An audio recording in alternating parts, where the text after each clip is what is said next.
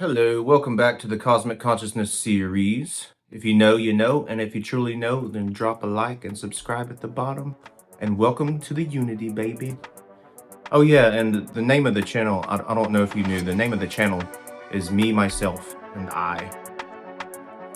Today we'll be doing chapter 9, which is Francis Bacon. I think this one's going to be really interesting. Okay, Francis Bacon. He was born in 1561, died in 1626. Nothing approaching to an exhaustive study of this case can be attempted here. The mere flanges of the subject have filled a moderate-sized library, while the core of the matter has hardly been touched upon. There's quite a lot of content here. Okay, part 1. Without more ado or any beating about the bush, it may as well be frankly stated at once that the view of the present editor is A. That Francis Bacon wrote the Shakespeare plays and poems. Don't argue with me, just believe that. B. That he entered into cosmic consciousness at about the age of 30 or perhaps a year earlier, as his intellectual and moral development was very precocious. C. That he began writing the sonnets immediately after his illumination. The sonnets, as considered here, are the first 126, which distinctly constitute a poem in and by themselves and deal with the subject here considered. D. That the earlier of these 126 sonnets, as they are called, are addressed to the cosmic sense, and the later to it and its offspring, the plays that you know and love. E. That in the sonnets, the following individualities may be recognized. A. That the cosmic sense was achieved. B. The Bacon of the cosmic sense and of the plays and sonnets. And C. The special offspring of the cosmic sense, the plays. D. The ostensible Bacon of the court, politics, prose writings, business, etc., and possibly others. Okay, into part 2. It is not absolutely denied that the first 126 sonnets can be read as if addressed to a young male friend, although in the case of several this might be, it seems to the writer, successfully disputed, but it is clear that so read they lack meaning and dignity, that in fact looked at from this point of view they are entirely unworthy of the man, whoever he was, who wrote Lear and Macbeth. And it may be claimed that an almost or quite constant characteristic of the writings of the class of men dealt with in this volume is exactly this double meaning corresponding with the duplex personality of the writer. Of this double, often triple, meaning the works of Dante and Whitman supply perhaps the best examples. T.S. Baines says that these speculations cannot be regarded as successful, but let us, for the sake of argument, suppose that there really was such a young man, such a dark woman, or another, that would prove absolutely nothing. These people might have had a real existence and might as well have been spoken to and spoken of as the superficial meaning of the sonnets, just as the ocean is spoken to and of in superficial meaning of with husky, haughty lips. Or take for another example the prayer of Columbus. Columbus might have made just such a prayer, and there is no reason why Whitman should not have put such a prayer into his mouth, but nothing is more certain than that the words in question are addressed to the all-powerful by Whitman himself. But why select instances? Why there is perhaps not a line in The Leaves which has only one meaning. Then who today does not understand that in the Divine Comedy, Dante used the theological terms current in his day to veil and express far deeper and loftier thoughts than had theretofore ever been annexed to them? Attach the current signification to the terms used in his verses had one meaning, but ascribe to these terms his intention, and they have another vastly wider and deeper meaning. That is.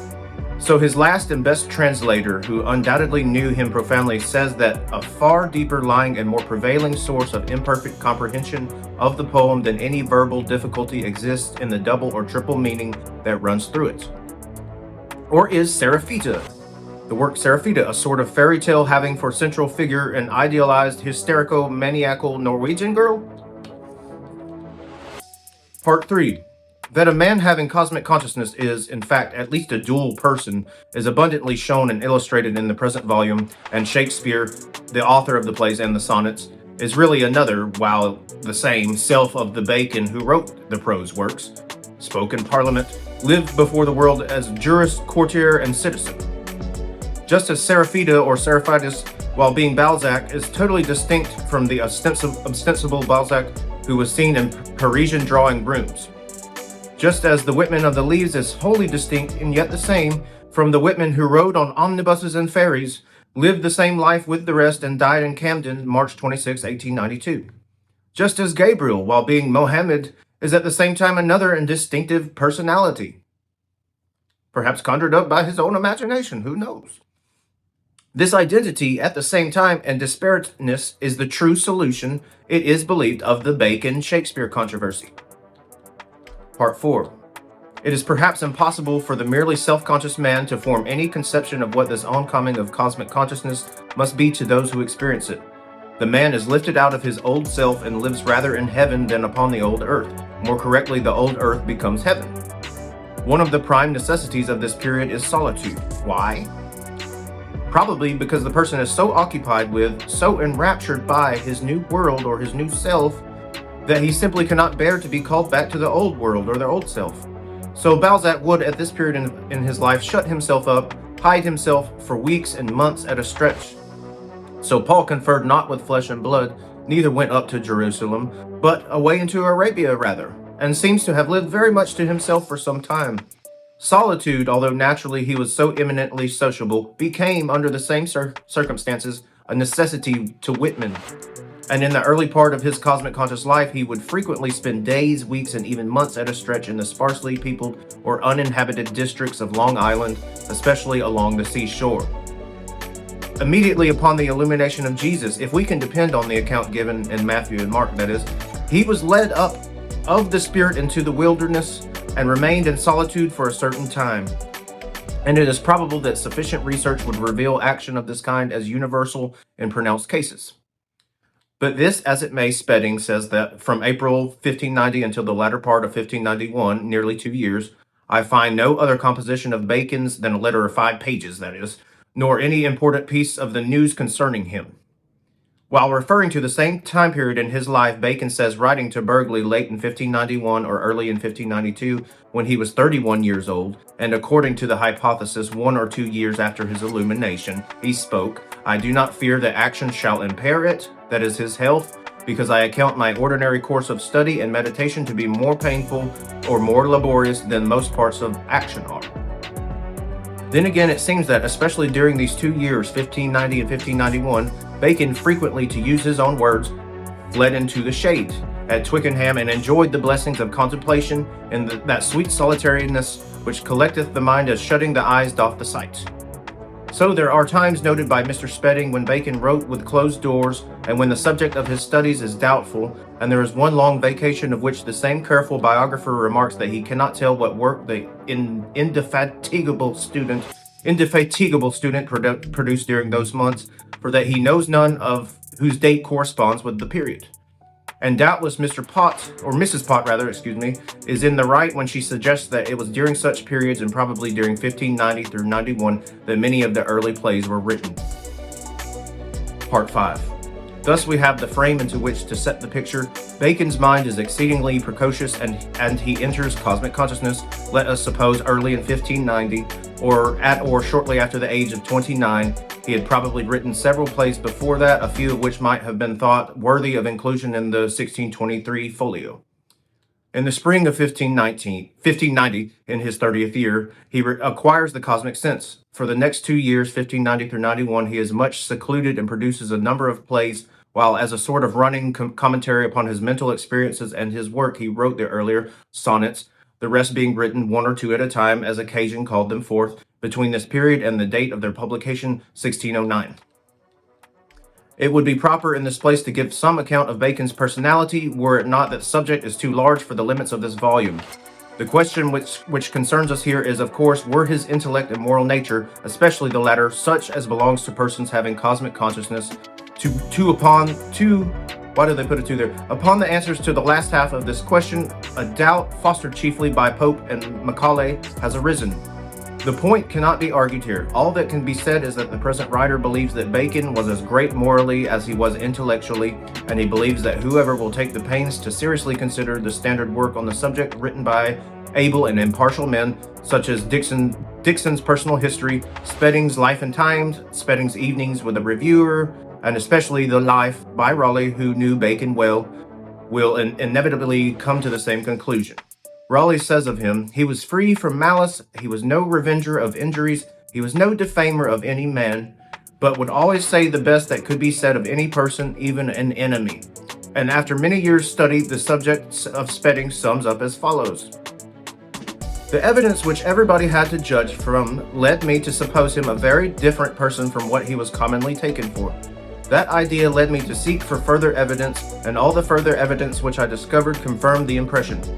I do not find fault with people for not knowing what advice Bacon gave the king about calling a parliament and dealing with it, but I say that the tenor of the advice being now produced shows that they were very bad guessers, that the inference they drew as to Bacon's character from the very abundant evidence in which they had before them was strangely inaccurate, as far from the truth as if one should hold up Flavius as an example of a bad steward, because the economy was bad of the house in which he served.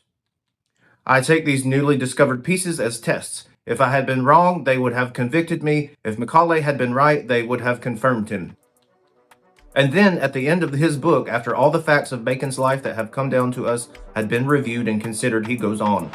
For myself, at least, much as one must grieve over such a fall of such a man, and so forlorn a close of such a life, I have always felt that he had not fallen, or he had fallen upon a fortune less desolate in its outward conditions. I should never have known how good and how great a man he really was, hardly perhaps how great and how invincible a thing intrinsic goodness is. Excuse me. Turning from the world without to the world which was within him, I know nothing more inspiring, more affecting, more sublime than the undaunted energy, the hopefulness, trustfulness, clearness, patience, and composure with which his spirit sustained itself under that most depressing fortune. The heart of Job himself was not so sorely tried, nor did it pass the trial better. Through the many volumes which he produced during these 5 years, I find no idle repining, no vain complaint of others, no weak justification of himself, no trace of a disgusted, a despairing, or a faltering mind. Wow, he really respected him, didn't he? Compare with this estimate of Bacon's mental attitude under the depressing circumstances of his last years and undying and inexhaustible cheer of Walt Whitman, Jacob Bateman, and William Blake in this case. In like case, rather. Part 6. Here, while speaking of the personal traits of this man, will be as good an opportunity as any to quote a few passages which seem to glance at some certain quality in Bacon's mind, such as this master faculty of which there is question in this book. For instance, Raleigh, as a result of personal observation, says of him, I have been induced to think that if there were a beam of knowledge derived from God himself upon any man in these modern times, it was upon him. For though he was a great reader of books, yet he had not his knowledge from books, but from some grounds and notions from within himself, which notwithstanding he vented with great caution and circumspection. In other words, Hawley thinks that Bacon was inspired, and says that he was exceedingly careful in publishing the truths or ideas derived from that source, wherever that source may be. And this is exactly what is claimed by the present editor as one reason for the concealed authorship of the plays and sonnets. Note again these words of Bacon's taken from his essay of Truth. The first creature of God in the works of the days was the light of the sense. The last was the light of reason. And his Sabbath work ever since is the illumination of his spirit. In other words, in the evolution of the human mind, simple consciousness was first produced, then self-consciousness, and lastly, there is being produced today cosmic consciousness. Bacon proceeds, first he breathed light upon the face of the matter of chaos and produced life, simple consciousness. Then he breathed light into the face of man and produced self-consciousness. And still he breatheth and inspireth light into the face of his chosen, endowing them with cosmic consciousness. Compare, it has been said, great are the senses, greater than the senses is the mind, that is simple consciousness, greater than the mind is the understanding of the mind, which is self-consciousness. What is greater than the understanding is that cosmic consciousness. What greater of a level that may be. Thus, knowing that which is higher than the understanding and restraining yourself by yourself, note the inevitable reduplication of the individual, destroy the unmanageable enemy in the shape of desire. And again, it is not by reasoning that the law is to be found, it is beyond the pale of reasoning itself. It is worthy of notice that Bacon seems to have recognized an interval between the light of reason and the illumination of the spirit as great as the interval between the light of sense and of that of reason. That is, he recognized as great an interval between cosmic and self-consciousness as exists between the latter and simple consciousness, just as is claimed by the present writer. But within the field of self-consciousness, where could he find such an interval as this between reason and anything above reason? Again, in his great prayer, Bacon says, I am a debtor to thee for the gracious talent of thy gifts and graces, which I have neither put into a napkin nor put it as I ought to exchangers, where it might have been made best profit, but misspent it in things for which I was least fit, so as I may truly say, my soul hath been a stranger in the course of my pilgrimage. The talent in question is the cosmic sense. He did not let it lie idle, but he also did not make as much use of it as he might and ought to have done. He should have lived his life for it as Gautama, Jesus, and Paul did, whereas he tried to live, or did live, 2 lives and misspent a large part of his own life in things for which he was least fit, law, politics, etc. So it may be truly said his soul, or that is the Bacon of the cosmic sense, was a stranger in the life of the ostensible or self-conscious Bacon. The cosmic sense produced the plays. Okay, if Bacon had openly lived his whole life for the cosmic sense, what other perhaps greater works might he not have produced? And instead of his almost hidden, misunderstood life, we might have had another of these open, exalted lives, each one of which is a source of endless inspiration to the race which is slowly toiling up from what we see around us to that divine goal. To close this part of the subject, glance at 2 other short extracts, the first from the plan of the work, the second from Novum Organum. Bacon says, if we labor in thy works with the sweat of our brows, thou wilt make us partakers of thy vision and thy Sabbath. Humbly we pray that this mind may be steadfast in us, and that through these our hands and the hands of others to whom that thou shalt give the same spirit, thou wilt vouchsafe to endow the human family with a new mercies. Translate? Okay. This passage seems plainly to allude to a higher spiritual life, which may be attained to in this life, and of which it may be supposed the writer had this experience. And again, I may say then of myself that which one said in jest, since it marks the distinction so truly. It cannot be that we should think alike when one drinks water and the other drinks wine. Now other men, as well in ancient as in modern times, have in the matter of sciences drunk a crude liquor like water, either flowing spontaneously from the understanding or drawn up by logic, as by wheels from a well. Whereas I pledge mankind in a liquor strained from countless grapes, from grapes ripe and fully seasoned, collected in clusters and gathered, and then squeezed in the press, and finally purified and clarified in the vat. And therefore it is no wonder if they and I do not think alike. Translates. If the liquor strained from countless grapes, as he said, is not the cosmic sense, it does not seem very clear what else it could possibly be. Part 7. This, of course, is not the place for a discussion of the authorship of the plays, but since it is here taken as certain that they are to be credited to Bacon, it will be right to give a few of the principal reasons for the adoption of that view. The testimony of the writer himself on the point will be produced when certain of the sonnets fall under consideration. Exclusive of these passages in the sonnets, the reasons, he says, in questions may be summed up as follows. A. The large number of new words in the plays, estimated at 500, mostly from the Latin, and the much larger numbers of old words used in a new sense, estimated at 5,000, make it clear that these were written not merely by a genius, but by a learned man, a man who read Latin so continuously as that he came almost to think in that language itself. Then the similarity of Bacon's style to that of the plays, and above all the striking identity of the vocabulary in the prose works and plays, so marvelous that 98.5% of Shakespeare's words are also Bacon's.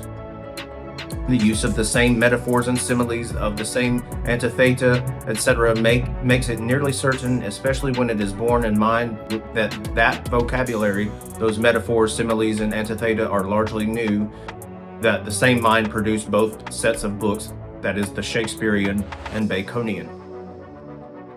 B. Not only are there great numbers of new words and old words with new meanings, metaphors, similes, etc., common to the Shakespeare plays and to the Baconian prose, but the large number of phrases and turns of expression which are also found in both cannot possibly be attributed to accident.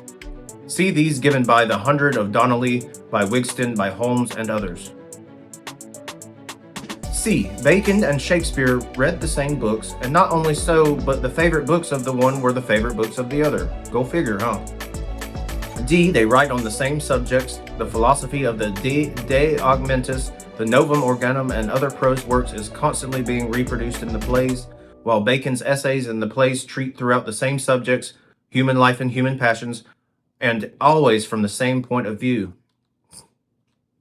E. On all sorts of subjects, large and small, their point of view is the same. They never express irreconcilable opinions. Excuse me. F. They were, if two, the two greatest men living in the world at that time. For 30 years they lived in what we today should consider a small city of 160,000 inhabitants. And it does not appear that they ever met, and there is no evidence that either one of them knew of the existence of the other.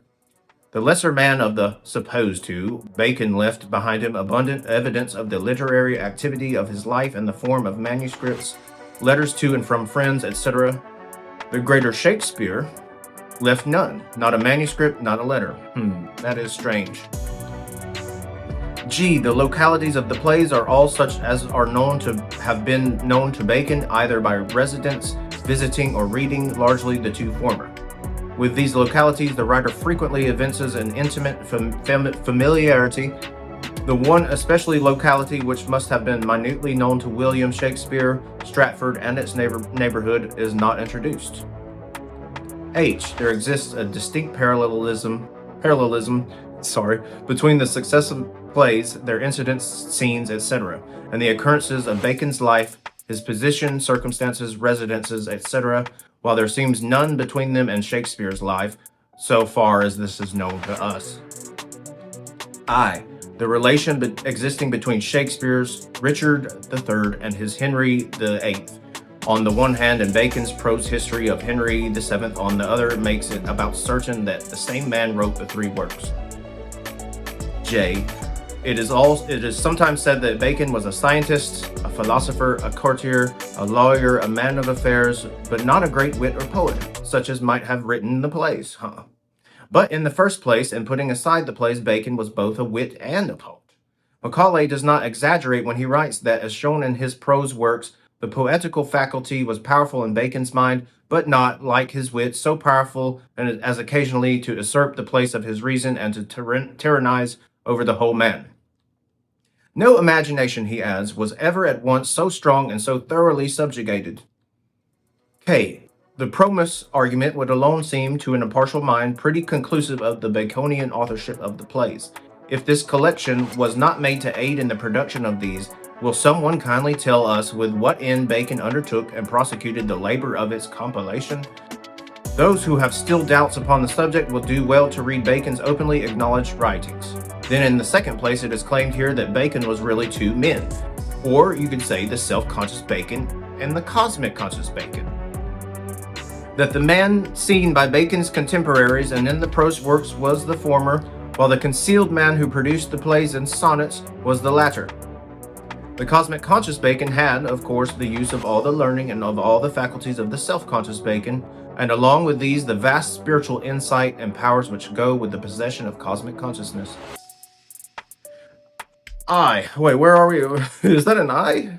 K-L. Oh, yeah, L. We're deep in there. About April 18th, 1621, and after his fall, Bacon composed a prayer which Addison quoted as resembling the devotions of an angel rather than those of a man. No truer or higher poetry is found in the plays or sonnets than is found in it. No man with a soul in his body can read it and doubt its absolute candor and honesty. In it he says, I have, though in a despised weed, procured the good of all men. No one has ever explained what this good of all men which Bacon had procured and which went about it in a despised dress might be. Is there anything else it could be except the plays? The good of all men is such an immense phrase that the object referred to must necessarily be enormous, huh? What other such object could there have been in Bacon's mind at the time? Well, his philosophical works, the De Augmentis and the Novum Organum, and the rest? Yes, it would doubtless be true of them, but the object spoken of was in a despised dress. Were they? Quite the contrary. They were in a genuine high-class philosophic garb as to form and style. More, they were in the best Latin that could, for the love of money, be procured for them. M. Bornemann and Ruggles, in two fascinating volumes and from somewhat different points of view, have ably pointed out, as indeed had been done several times before, but not so systematically, how persistently the thought of Bacon and that of Shakespeare run in the same channel. How the science and philosophy of the first are constantly worked into the poetry of the second, becoming its very life, blood, and soul. And how the method laid down and followed by the one is never lost sight of that by the other. Indeed, if nothing had ever been written on the subject except these two books, and they do not touch the main stock arguments, they would go far along to a demonstration of the proposition that the man who wrote The Tempest, Lear, and Merchant of Venice wrote also the De Augmentis and the Silva Silvarium. N. Finally, consider the anagram discovered by Dr. Platt at that time of New Jersey in Love's Labours Lost, that is. Beginning at the commencement of the fifth act, we meet one another after the following. Okay. Satis quod sufficit, that which suffices is enough. Novum hominem tanquam te, I know the man as well as I know you. Ne intelligus domine, do you understand me, sir? Laus Deo bene intelligo, praise God, I understand well. Vidis ne quis venit, do you see who comes? Video et gaudio, I see and rejoice. Quare is wherefore. Then a few lines further on, the word honorific calabitunidinatabus is, as it were, flung into the text. Immediately afterwards, one says, are you not lettered? The answer is yes, he teaches boys the horn book. The world. What is a B spelt backwards with the horn on its head? The answer to that, of course, is ba with a horn added. Now, ba with a horn added is bacornu, which is not but suggests and was probably meant to suggest bacon. But whence is derived that the AB, which is to be spelt backward? In the middle of the long word, we find these letters in that order: AB. Begin now at the B and spell backwards as you are told. You get Baccaferona. From these letters, it is not hard to pick out Fr. Bacon. Francis Bacon. Yeah, it does. It looks just like Francis Bacon. Baccaferona. Francis Bacon. Now take the other half of the word spelt forward. Eliditinatabus. It is not hard to pick out from the it ludid, the plays, tuiti, protected or guarded, nati, produced. These words, with those we had before, give us ludi, tuiti, fr, bacono, nati. The remaining letters are hebes, which are easily read as high cb. Now put the words together in grammatical order and you have he ludi, tuiti, sibi, fr, bacono, nati. These plays entrusted to themselves proceeded from Francis Bacon. It is a perfect anagram. Each letter is used once and once only. The form of the long word is Latin and it is read in Latin. The sense of the enfolded words corresponds with the sense, so far as it had any, compare honorificare or honorifico. See Century Dictionary, if you want to know what that is, of the enfolding word. The enfolded Latin is grammatical. The intention is fully declared and plain. There is no flaw.